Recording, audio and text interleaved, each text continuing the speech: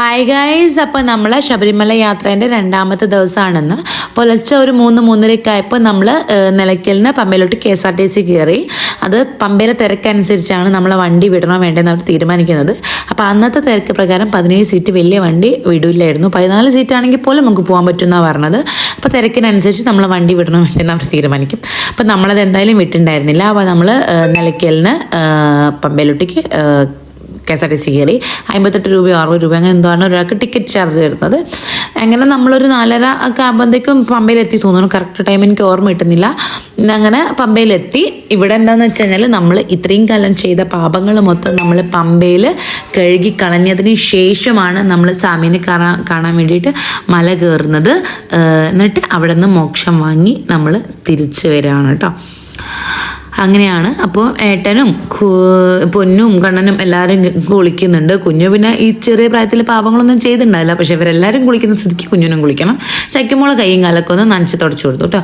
അങ്ങനെ പിന്നെ നമുക്ക് അറിയുന്ന ഒരാളെ കെയർ ഓഫിൽ അവിടുത്തെ വാട്ടർ അതോറിറ്റീൻ്റെ അവിടെ റൂം കിട്ടിയിട്ടുണ്ടായിരുന്നു കേട്ടോ. അപ്പോൾ ഇതാണ് റൂമല്ല, ഒരു വീട് തന്നെയാണ്. അവർ നിൽക്കുന്ന സ്ഥലമാണ്. പക്ഷെ ഇവിടെ 2 റൂം പുറത്തുണ്ട്. അപ്പോൾ അവിടെയാണ് അവർ റൂമായിട്ട് കൊടുക്കുന്നത്. ബാക്കി അവരവിടെ താമസിക്കുന്നതാണ് കേട്ടോ. ആ പുറത്തുമേ തന്നെ 2 ഡൈനിങ് ഹാളിലാണ് 2 റൂം. അപ്പോൾ പിന്നെ ഉള്ളിൽ അവർക്ക് കിച്ചൺ കാര്യങ്ങളൊക്കെ ഉണ്ട് കേട്ടോ. അവിടെ ഉള്ള ആളുകൾക്ക് ഫുഡാക്കി കഴിക്കാൻ. ഇത് വരുന്നത് പമ്പ ഗണപതി അമ്പലത്തിൻ്റെ തൊട്ട മേലെ തന്നെയാണ്. ഇവർക്ക് വാട്ടർ അതോറിറ്റി താഴത്തും അവിടെ ഇവിടെയൊക്കെ ഉണ്ട് കേട്ടോ. കാരണം ഇതിൻ്റെ ഓരോരോ സെക്ഷനായിട്ട്. അപ്പോൾ നമ്മൾ നിന്നത് ഗണപതി അമ്പലത്തിൻ്റെ തൊട്ട മേലെയാണ്. അപ്പോൾ വേഗം തന്നെ ഞാൻ ചക്കയ്ക്ക് ഫുഡ് കാര്യങ്ങളൊക്കെ സെറ്റാക്കി. കുറേ കാര്യങ്ങൾ ഇൻസ്റ്റാഗ്രാമിൽ ഇങ്ങനെ റീൽസ് ഇട്ടപ്പോൾ കുറേ മെസ്സേജസ് വന്നിട്ടുണ്ടായിരുന്നു. എങ്ങനെയാണ് വാവേൻ്റെ ഫുഡ് കാര്യങ്ങൾ. ഞാൻ ഇൻഡക്ഷൻ കുക്കർ എടുത്തിട്ടുണ്ടായിരുന്നു. അപ്പോൾ അവിടെ പ്ലഗ് കുത്തിയിട്ട് ഞാൻ അവൾക്ക് കുന്നങ്കായൻ്റെ കുറുക്കാണ് ഉണ്ടാക്കിയത്. കാരണം എന്താ വെച്ചാൽ 6 മാസമേ ആയിട്ടുള്ളൂ. ഫുഡൊന്നും കൊടുക്കാനായിട്ടില്ല. അപ്പോൾ കുറുക്ക് മാത്രം. പിന്നെ പമ്പയിൽ നിന്ന് തന്നെ നമുക്ക് കാച്ചിയ പാല് വാങ്ങിക്കാൻ കിട്ടും. മധുരിട്ടിട്ട് അവർ കാച്ചി തരും. നമ്മൾ പാത്രം മാത്രം കൊടുത്താൽ മതി. അപ്പോൾ അത് പോയി കണ്ണം പോയി വാങ്ങിച്ചുകൊണ്ട് തരുന്നുണ്ട് കേട്ടോ.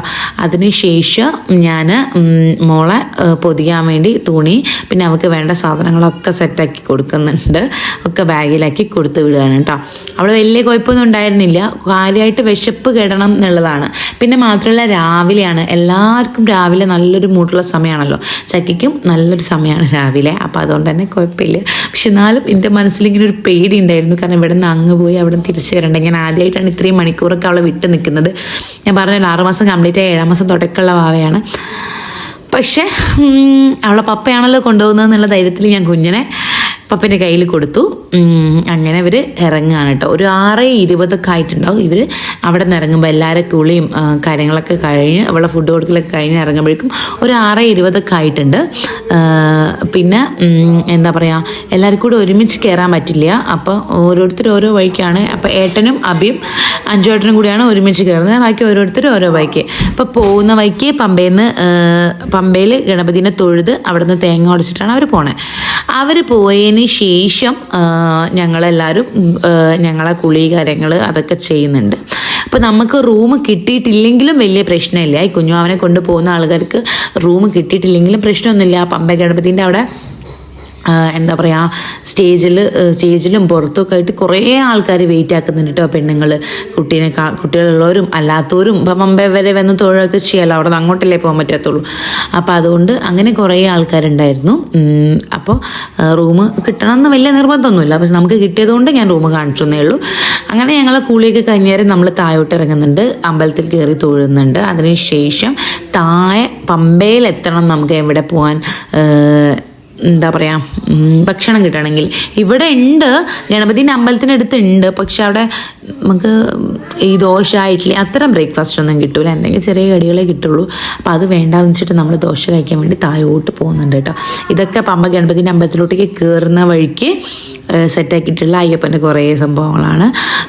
കുറച്ചൊന്ന് കയറണം കേട്ടോ. പമ്പയിൽ നിന്ന് ഈ പമ്പാതീരത്തു നിന്ന് നമ്മൾ കുറച്ചൊന്ന് കയറി കഴിഞ്ഞാലാണ് ഗണപതിൻ്റെ അമ്പലം. അവിടെ നിന്ന് പിന്നെ അങ്ങോട്ട് കയറിയിട്ടാണ് ശബരിമല.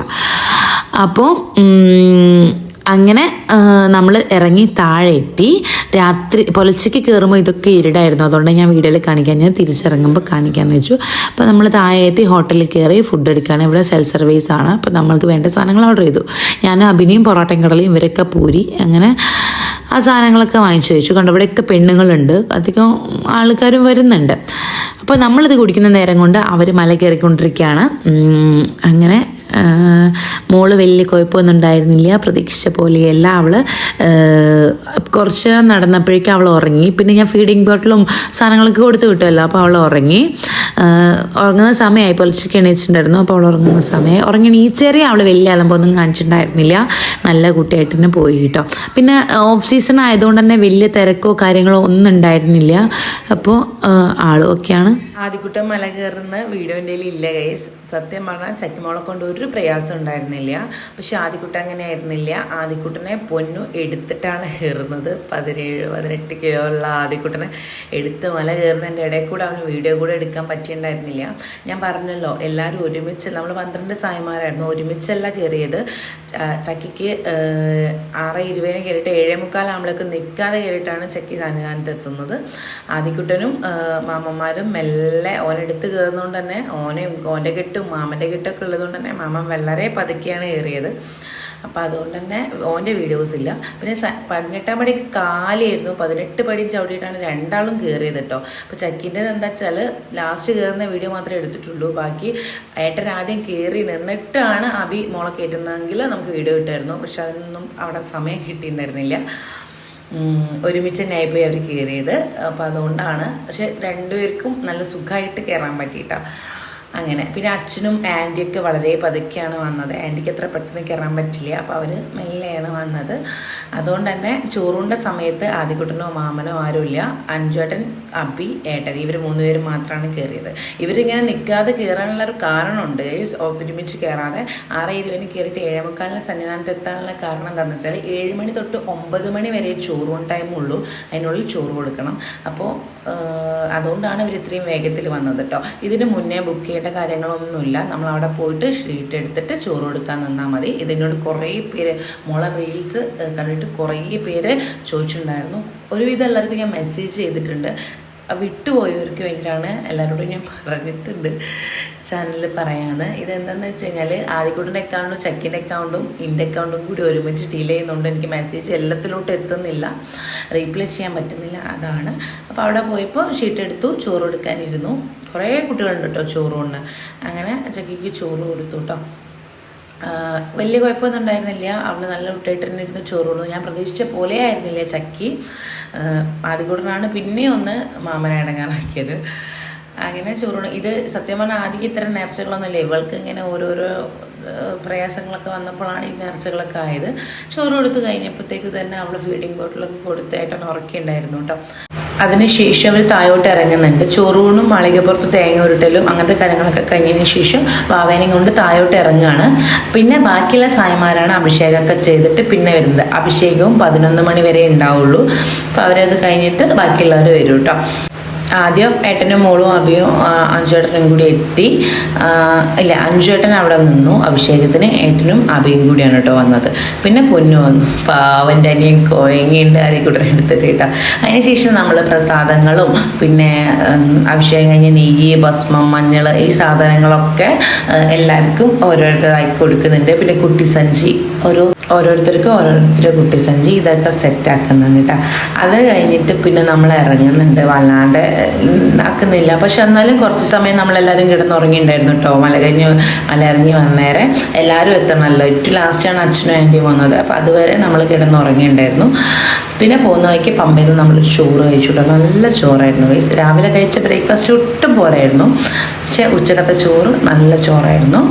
പിന്നെ നമ്മൾ നടന്ന് കയറുകയാണ് മേലോട്ടേക്ക്. അവിടെ പോയിട്ട് പമ്പയിൽ നിന്ന് വീണ്ടും നമ്മൾ KSRTC കയറിയിട്ട് വേണം നിലയ്ക്കലേക്ക് പോകാൻ. നമ്മളെ വണ്ടി നിലയ്ക്കലാണുള്ളത്. അപ്പോൾ KSRTC കയറി. കേസ് ഇപ്പം ഇങ്ങനെ കാലേത് നോക്കണ്ട, ഓഫ് സീസൺ ആയതുകൊണ്ട് സീസണിൽ ഇതൊന്നും നടക്കില്ല. കേസ് അത്രയും തിരക്കാണ്, ഓടിക്കയറണം വണ്ടിയിൽ എന്നൊക്കെയാണ് ഏട്ടൻ പറഞ്ഞത്. ഞാൻ സീസണിൽ പോയിട്ടില്ലല്ലോ. അങ്ങനെ നമ്മൾ വണ്ടിയിൽ കയറി വീണ്ടും യാത്ര തുടങ്ങി കേട്ടോ. സത്യത്തിൽ ഒരുപാട് അമ്മമാർക്ക് മക്കൾക്ക് സന്നിധാനത്ത് നിന്ന് ചോറെടുക്കാനുള്ള നേർച്ചയുണ്ട്. പക്ഷെ എല്ലാവർക്കും ടെൻഷനാണ് എന്താ ചെയ്യുക എന്നുള്ളത്.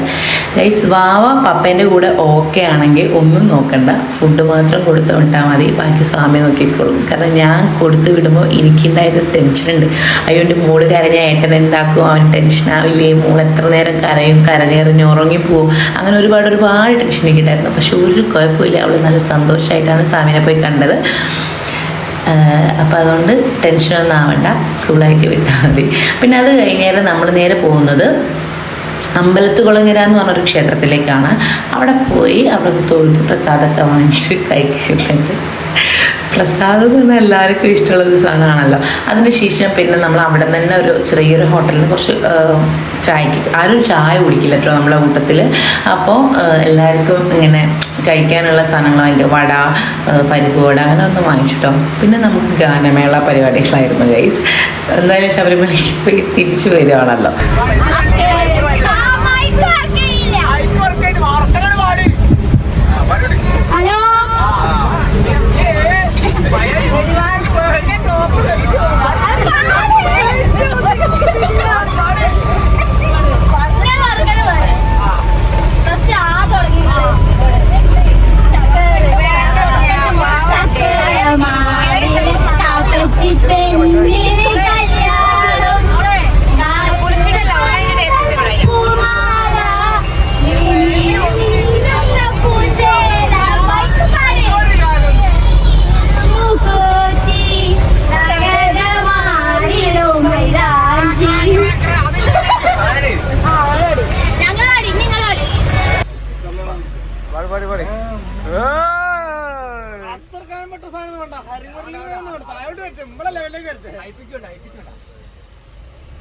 ഗൈസ് പാട്ട് പാടാൻ പറഞ്ഞപ്പോൾ ഭയങ്കര ഡിമാൻഡുണ്ട് ചേട്ടന്. പക്ഷെ ഇത് നോക്കണ്ട ഗൈസ്, പിന്നെ കുറച്ച് കഴിയുമ്പോഴത്തേക്ക് വെച്ചാറാട്ടാണ്.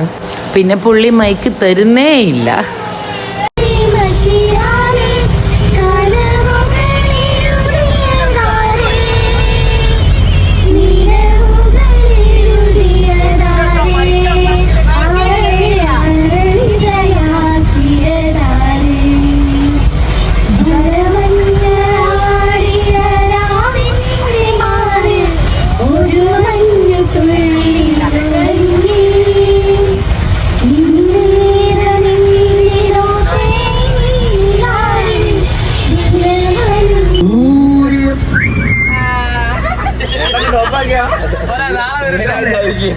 നമുക്കെന്നെ വൈറലാക്കിട്ട് വേണോ?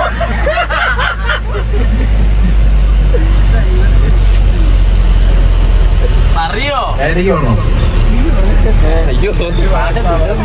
ഗിരിജേട്ടനൊരു പാട്ട് പറഞ്ഞു.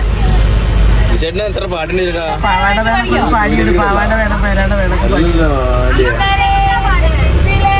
നമ്മളെ മറ്റേ കാൽപാട് വെക്കുമ്പോൾ ഞാൻ പറയാം. പാദങ്ങൾ തൊട്ടപ്പോൾ പൗർണമി ഫസ്റ്റ് അതല്ല നിന്റെ കസ്തൂരി രാത്രികൾ പൂത്താളി ചാർത്തിയാണ്. ലാസ്റ്റിലേക്ക് അതിന്റെ വരി വേണ്ടേ? അല്ല ആ സാധനം ഫസ്റ്റ് വരണ്ടേ? പൂത്താളി ചാർത്തി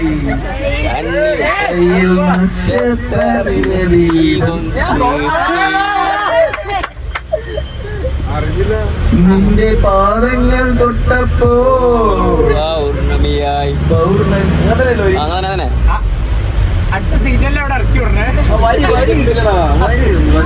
കൂരിരുൾ മാറാല വീഴും മനസ്സിന്റെ കൂരിരുൾ മാറാല വീഴും മനസ്സിന്റെ അതന്നെ കൂരിരുൾ വീഴുമീ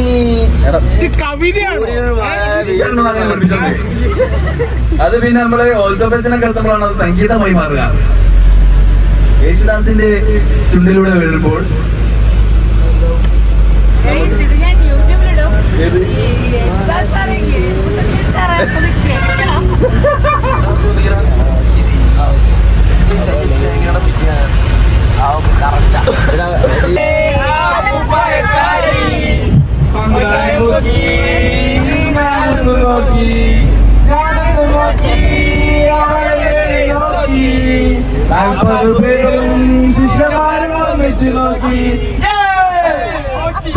ആകാശദീപങ്ങൾ